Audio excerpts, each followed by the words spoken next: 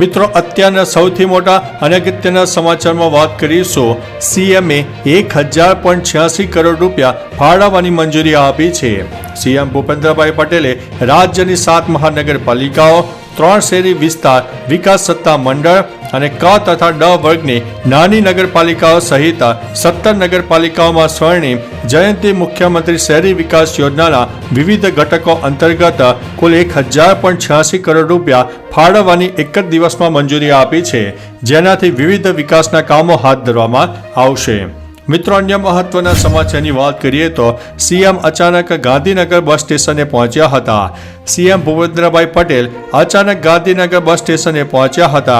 તેમણે અહીં ગાંધીનગર બસ સ્ટેશનની સરપ્રાઇઝ મુલાકાત લીધી હતી. તેનો વિડીયો પણ સામે આવ્યો છે, જેમાં તેઓ ખુરશી પર બેસીને બધું ચેક કરતા દેખાઈ રહ્યા હતા.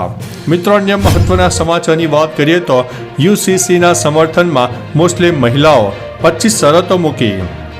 મુંબઈ સ્થિત મુસ્લિમ મહિલા સંગઠને યુસીસીને સમર્થન આપ્યું છે. જો કે તેમણે સરકાર સમક્ષ પોતાની 25 શરતો પણ મૂકી છે. સંસ્થાનું કહેવું છે કે કન્યાની સંમતિ વિના લગ્ન ગેરકાયદેસર હોવા જોઈએ. નિકાહને સંસ્કાર નહીં પણ કરાર ગણવો જોઈએ.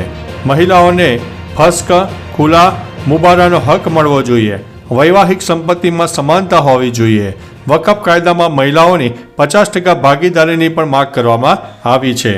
મિત્રો, અન્ય મહત્વના સમાચારની વાત કરીએ તો રાજ્યના એકમાત્ર લાઇટ હાઉસ પ્રોજેક્ટની ગુણવત્તા ઉપર ઉઠ્યા છે સવાલ.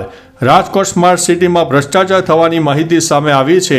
અહીં 118 કરોડના ખર્ચે તૈયાર કરેલા લાઇટ હાઉસ પ્રોજેક્ટમાં કરોડો રૂપિયાનો ભ્રષ્ટાચાર થયો હોવાની ફરિયાદ પણ દાખલ થઈ છે, જે માલાણી કન્સ્ટ્રક્શને બનાવ્યું છે. લાઇટ હાઉસ પ્રોજેક્ટમાં 2 વર્ષમાં જ ગાબડા પડવા લાગ્યા છે. પોપડા અને તિરાડો પડવાની સાથે ગટર ઉભરાવાની સમસ્યા થઈ છે. સ્થાનિકોનો આરોપ છે કે અહીં નબળી ગુણવત્તાનું કામ કરાયું છે. મિત્રો, અન્ય મહત્વના સમાચારની વાત કરીએ તો વોટ્સઅપમાં દરરોજ 10,000 કરોડ મેસેજની આપ-લે થાય છે. વોટ્સઅપ પર દરરોજ અંદાજિત 100 બિલિયન એટલે કે 10,000 કરોડ મેસેજની આપ-લે થાય છે. આ આંકડો 2024 સુધીના તાજેતરના રિપોર્ટ અનુસાર છે. વોટ્સઅપ વિશ્વભરમાં સૌથી વધુ ઉપયોગમાં લેવાતી મેસેજિંગ એપ્લિકેશન છે, જેનો ઉપયોગ 180થી વધુ દેશોમાં અબજો લોકો કરી રહ્યા છે. આ મેસેજમાં ટેક્સ્ટ, ઇમેજ, વિડીયો અને ઓડિયો મેસેજનો સમાવેશ થાય છે. દુનિયામાં ભારતમાં વોટ્સઅપના સૌથી વધારે યુઝર્સ છે. મિત્રો, અન્ય મહત્વના સમાચારની વાત કરીએ તો રોહિત શર્માના નામે શરમજનક રેકોર્ડ નોંધાયો છે. મેલબોર્ન ટેસ્ટમાં હાર બાદ રોહિત શર્માની કેપ્ટનશી પર સવાલો ઉઠી રહ્યા છે. મેલબોર્નમાં હાર પછી રોહિત શર્માની નામે શરમજનક રેકોર્ડ નોંધાયા છે.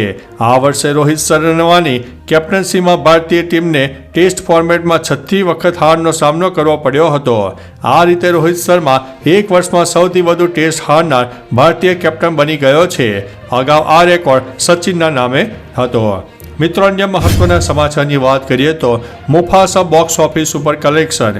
ભારતીય બોક્સ ઓફિસ પર મુફાસાની ધૂમ જોઈને લાગે છે કે આ ફિલ્મ ટૂંક સમયમાં ભારતમાં આ વર્ષની સૌથી મોટી હોલિવૂડ ફિલ્મ બનવા જઈ રહી છે. ફિલ્મને રિલીઝ થયાને 11 દિવસ થયા છે અને ફિલ્મે માત્ર 10 દિવસમાં 100 કરોડનો આંકડો પણ પાર કરી લીધો છે.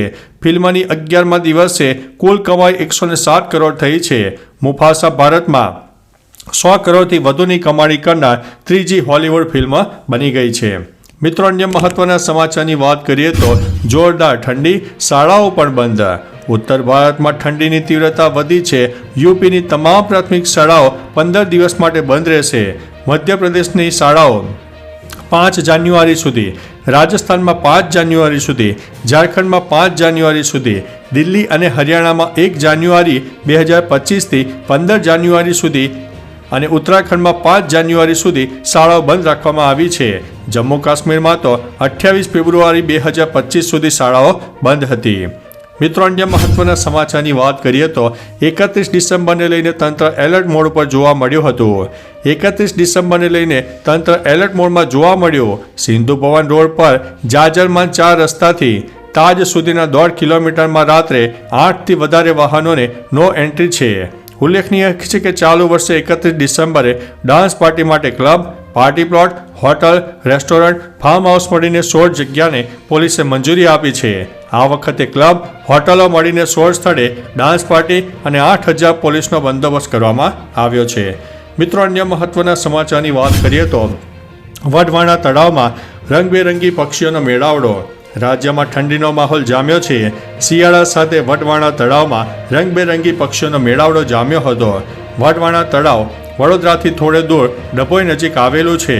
અહીંયા રાજહંસ, ગાજહંસ, ભગવી સુરખાબ, પીટેલ, કોમન પોટાર્ડ, કોમન ટીલ, વિજયંસ, કાબરી કારચિયા, બગતરા વગેરે યાયાવર પક્ષીઓ આવી ચૂક્યા છે.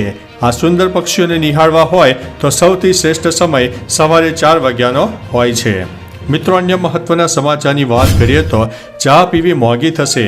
જો તમને પણ સવારે ચાની ચૂસકી લેવાનું પસંદ હોય તો આ સમાચાર તમારા માટે છે. આગામી દિવસોમાં ચા પત્તીના ભાવમાં વધારો થવાની સંભાવના છે. ચાના બગીચામાંથી ચાના ઉત્પાદનને લઈને ખરાબ સમાચાર આવ્યા છે.